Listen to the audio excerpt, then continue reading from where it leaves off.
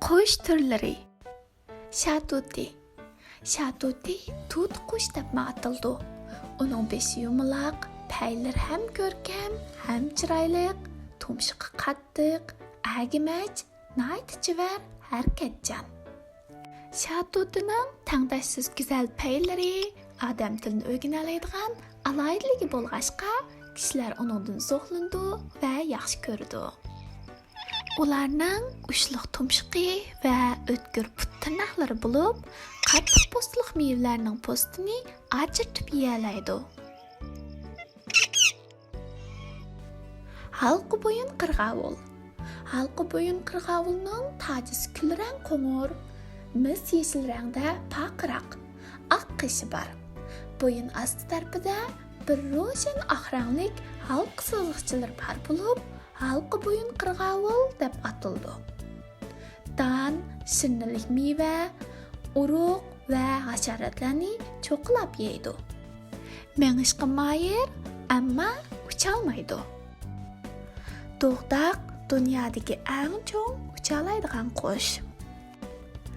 Odatda yayloq va shalang tarqalgan chatqalliq cho'l o'tloqlarda yashaydi.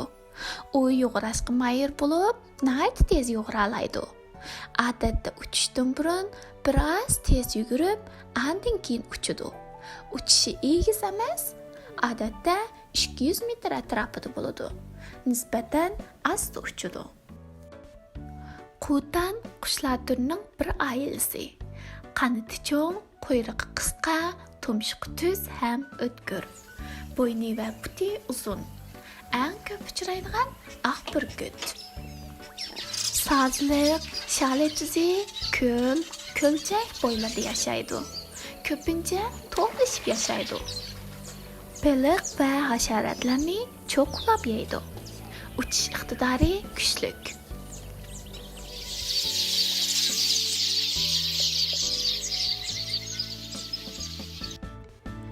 Qizil qanot, qizil laylak deb atildi. Qizil qanot to'plashib yashashni yaxshi ko'rdi.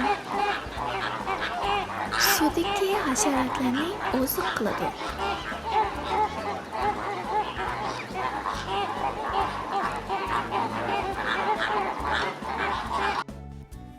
To'rg'ayning yana bir nomi Sopto'rg'ay deb atildi. Mo'ng'ulcha nomda qadimki antus qushi, cho'l to'rg'iyi deb atildi. To'rg'ay kengri yayloqlarda yashaydi. Iz ushqanda bulutning ichiga kirib ketalaydi. Uning ustiga harakati bak chaqqan. To'rg'ayning oziqlanishi bir qadar aralash bo'lib, yozda yumrambiq, yovi o'tcho'p va yovi o't urug'lar qatorliqlarni oziq qiladi. Yoz va kuz faslidagi asosiy yemakligi qurt qo'ng'izlar. Qishliqi cho'p urug'i, hasharot va hasharot tuxumini yeydi. To'kan. To'kanning yana bir nomi zo'r tumshuqli qush. Badanining uzunligi taxminan 67 sm. Eg'izi cho'ng, og'zining shakli pichoqqa o'xshaydi. To'kanlar odatda to'p bo'lib yashaydi. Oziq tanlamaydi. Lekin asosliq shirinlik mevani oziq qiladi.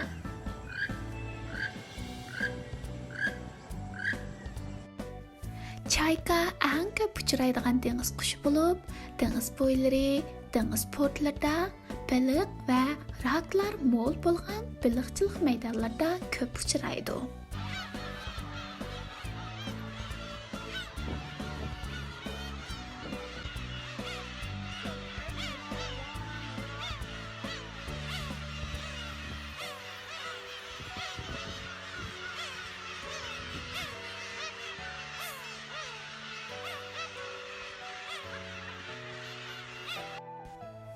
Seg'izxon bo'lsa, qushlar sinfi qog'i oilasidagi bir xil qush. Seg'izxon moslashish iqtidori bir qadar kuchli bo'lgan qushlar turi. Tog'liq rayon, tuzlanliklarda yashaydi. Seg'izxon doim to'p bo'lib faoliyat olib boradi.